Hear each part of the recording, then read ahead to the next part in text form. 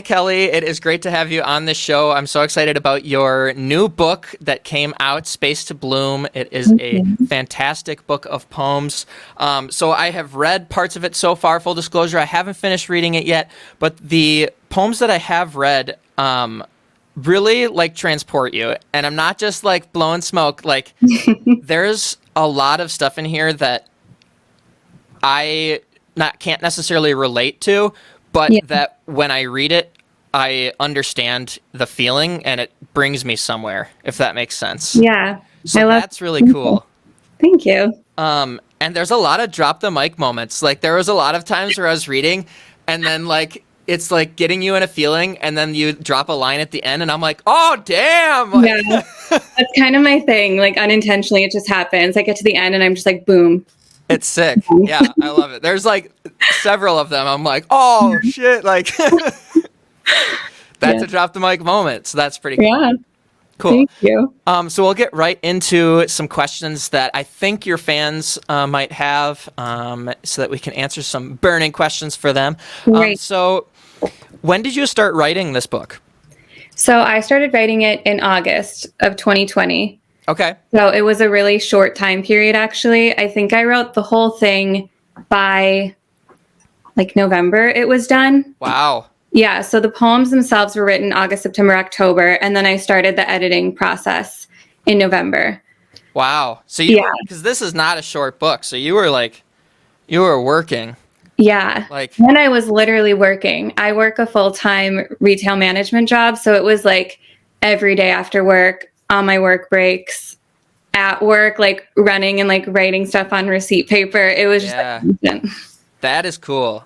That's awesome. And plus, like to write this many poems in that amount of time would be cool. But like then publishing and stuff, I'm sure is its own like job. Like it's got to be really hard to like actually publish a book of this size. And a lot, yeah, that's a lot to go through in that short amount of time. Awesome.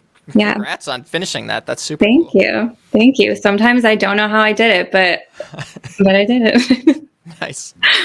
Okay, so when you write a book of poetry, do they come to you in a certain order, or do you determine the order afterwards, or how does it work to like write a book of poetry? Yeah, so I actually have another manuscript that is not this book, and so with that one, I guess with that one, I wrote all of the poems and then I put them in an order that I wanted them to be in. Okay. With this one, I just like freely wrote and the order is pretty much just where they went. And I kind of wanted this one to be that way where I didn't go back and change things too much. And it was just like free flowing thoughts as they came. Cool. Yeah. So with Space to Bloom, as you go through, is it telling a story? Is it trying to lead? Did you specifically try to like lead the journey or lead the reader on a journey or? Yeah. So it doesn't necessarily tell a story in the sense that like a novel would, but I think it kind of tells the story of just my healing. And so it's really up and down and kind of all over the place, but that was the story. That was just what I was kind of going through in those months. So it's a story in that sense, if that makes any sense. Yeah, that makes a lot of sense. Yeah, I like that. Yeah. Cool. And then, so to me, so I relate everything to music. And so like as a musician, when I'm writing and stuff, I like have things in my brain like, this is this album and then this is this album. Like, so you said you have a different manuscript that you're working on already. Was that kind of a similar feeling to like what I'm describing as my creative process with album making, or? Yeah, I think so. That one was written before this one, but for some reason this one just felt like the one I wanted to put out first. Sure. But it does feel very separate. And now like I got to a place where I have more poems written too, but I was like, that's not the Space to Bloom era. That's like the next one. Okay. So I definitely separate them like that. Awesome. Yeah. And the cover pictures on here, we've got like a very that's really blurry. Okay, you'll just have to look at it on Amazon, but the cover pictures are super cool. Very like Wisconsin woods or Midwest woods and things like that. Where did you take those pictures? So I did not take these photos, actually. These are by two different photographers in the cities here. And so I have them credited like on the inside, but the one photographer, the cover photographer, Muriel, I know her. She's an acquaintance of mine. Okay. And she posted this just in a series on Instagram, and it just caught my eye, and I DM'd her and I was like, how would you feel about that photo being a cover? And then this is actually her, that her friend took that same day. And then I was like, okay, and then what about that photo of you? So that's where these came from. That's awesome. Yeah. Super cool. Are they from, so I didn't see, oh, there they are. Yes. Yeah. Are they from Fall Creek? Like, do you know? It looks like there's this like Airbnb in Fall Creek that like looks like these pictures. I'm pretty sure. Yeah, I know that this is an Airbnb that they go to. Okay. I wonder if it's that one. Interesting. I should probably know more about the location. I just was like, it's pretty. Yeah. No, they're super cool. It like puts you in the right mood right away. It's like, yeah, I like it. Yeah. I was very excited that they were so down to let me use these. Yeah. Yeah.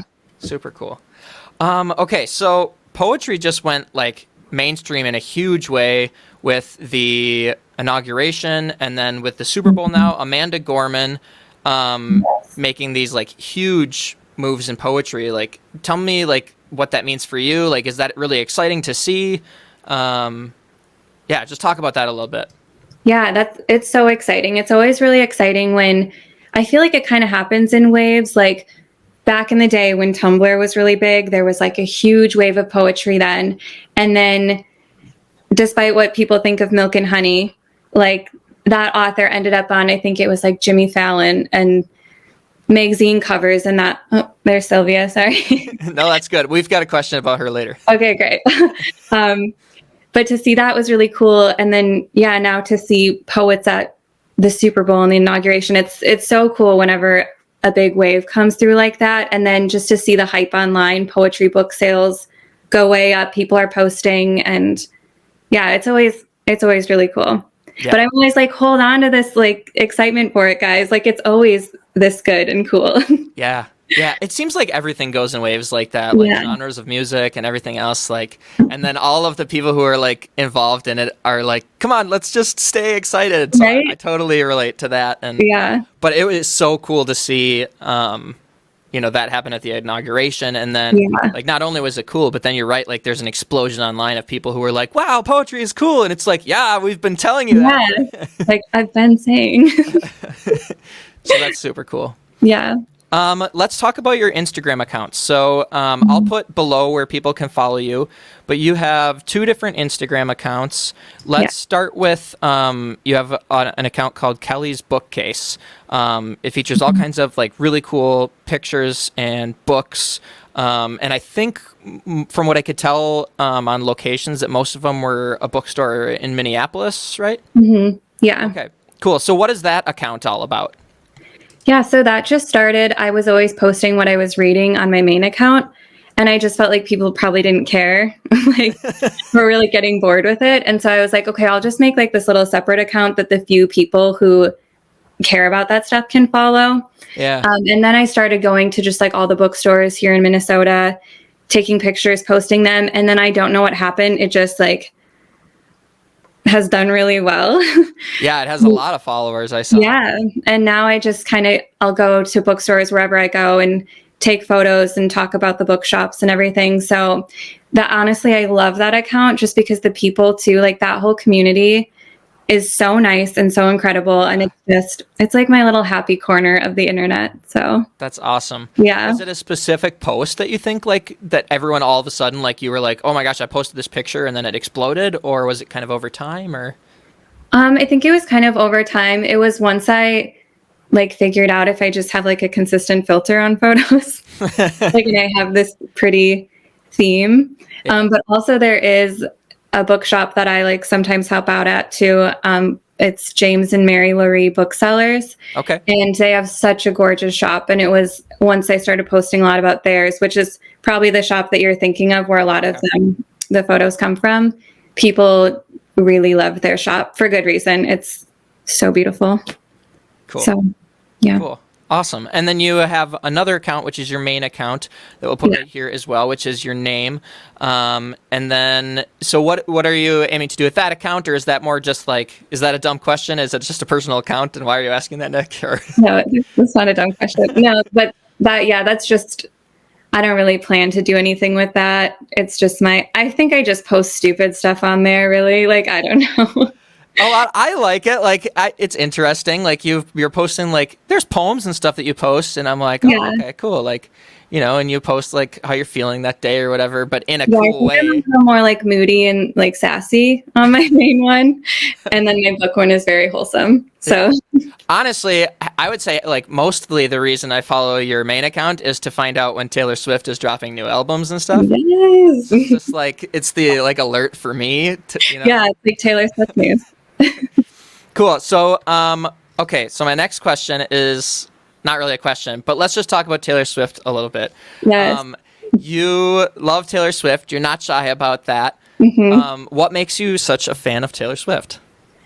I think it's just her style of writing is so inspirational to my style of writing. Okay. And kind of growing up, like, she's a year older than me, but she was the first person that I remember listening to where it was like I was going through the exact same things in life. I know a lot of people say this about her, and I kind of just realized as a writer too, like, I was writing all these poems about boys or what was going on in my life. And it wasn't until I listened to her music that I was like, oh, it's cool to do that, or you can put that out as art. And so I just think it's so inspirational that she did that and she continues to do that, because especially at the time, there weren't that many women her age doing that with their art. So that's super cool. That's a really cool way of looking at it too.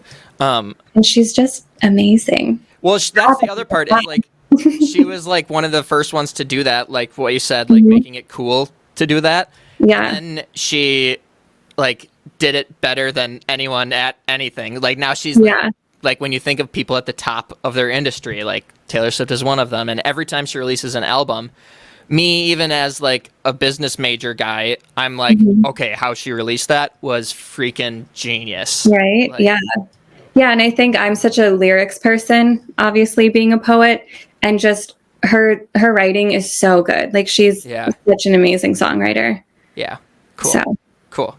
Okay, next question is about your cat, Sylvia. So Sylvia is in a lot of, like, Instagram stories and posts. Like, tell me about your cat. Like, where did you get her? These are my favorite things to talk about, Taylor Swift and my cat. So good. Oh, good.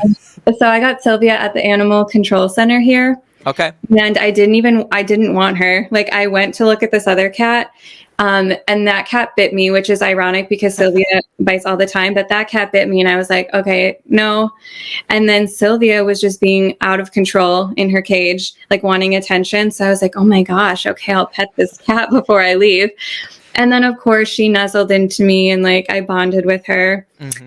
So then I went up to the desk and I just was like, what's it look like how would I get this cat? And they literally, like, handed me a piece of paper. They were like, sign here. Here's a cardboard box. Take her. And I was like, what? You're like, uh-oh. Yeah. So then suddenly I had a cat and I'm like panicking, driving to a pet store. And I'm like, I just need everything for a cat. Yeah. That's awesome. But she's amazing. And so sassy, but so sweet, and just, Good. Do you have any poems about her? I don't, but I should probably. You should sneak some in. Maybe my next book can just be an ode to Sylvia. Yeah. Cat poems. Yeah. Cool. Let's see. Do you have anything else that you would like to add to Space to Bloom, or like anything that you want viewers to know about your book or you? Oh gosh. I guess like a cool element of Space to Bloom, I think a lot of people just think that it's all about my life and all about, relationships I've been through, which yes, some of them are, but sometimes I just really want people to know, like, I'm not just sitting here blasting all of my own stuff and nothing else. So especially in Space to Bloom, I talked to a lot of people in my life and I texted them like, hey, I've got writer's block. Like, what's a if you could title a poem, what would you title it? Or like, ooh, I like that. Little things like that. But what I was actually doing was like writing a poem for them or about their experiences. And then I titled it what they sent me so that those people know what their poem is. So there's a lot of people that have really great stories that ended up in this book. And I just like people to know that it's not just me putting cool. Every guy I've been with on blast. Even though I do that too.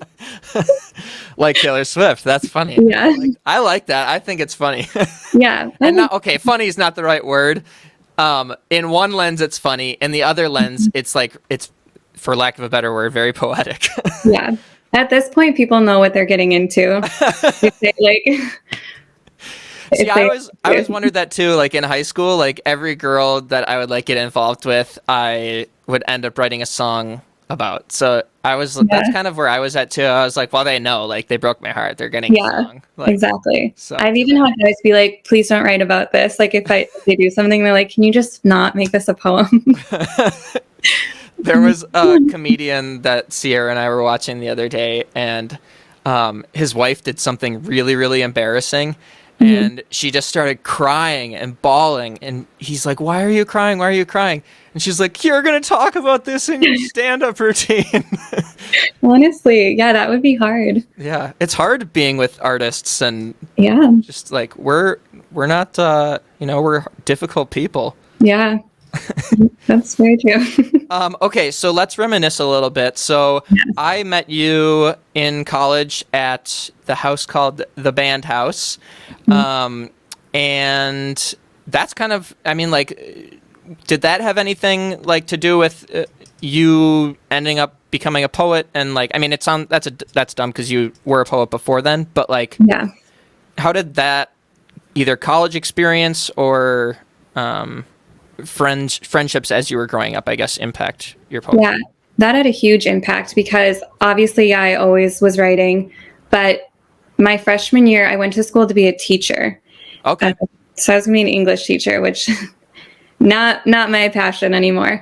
And it was meeting the band that I was like, oh, these are people like doing something with their art.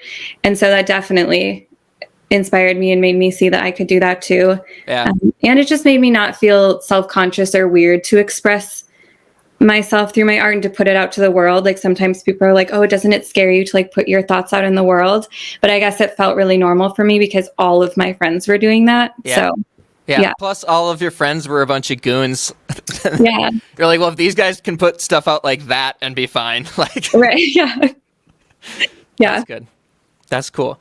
And how long have you been in? So like after college, so we didn't keep up super well, but like after college, did you go right to Minneapolis or?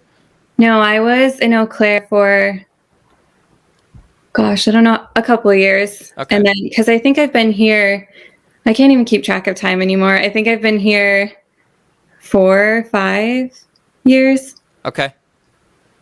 Yeah, but I stayed in Eau Claire for a little bit after. Cool. Do you think you're going to stay in Minneapolis for a while, or is there a new place that you've got your eye on, or? No, I think I'll stay here. I definitely, when I can travel, want to be able to travel a lot, but I think this is just a nice home base. Cool. Yeah. Cool. Well, quick plug. So Space to Bloom, you can buy it on Amazon. That's where I got my copy. It came in 2 days. And it is fantastic. You need to check it out at least. I'm going to put the link in the comments, or not the comments, but the description below to Amazon. Is there anywhere else that people can buy it? I know that I've seen it's in bookstores. It's currently at Winding Trail Books in St. Paul. So if you're in Minnesota, you can get it there. Cool. Yeah. Awesome. Well, that is all the questions that I have for you. It was super awesome to have you on the show, and I'm super excited about this book. I've been very excited. I know we talked like maybe a few months before quarantine, and you were telling me about, you were going to be putting out a book eventually, and so I was super excited to see this come out, and really like it. Really cool stuff. So thank you. Congratulations. Thank you. It's good catching up. It's been so long. You too. Why you hanging around like smoke?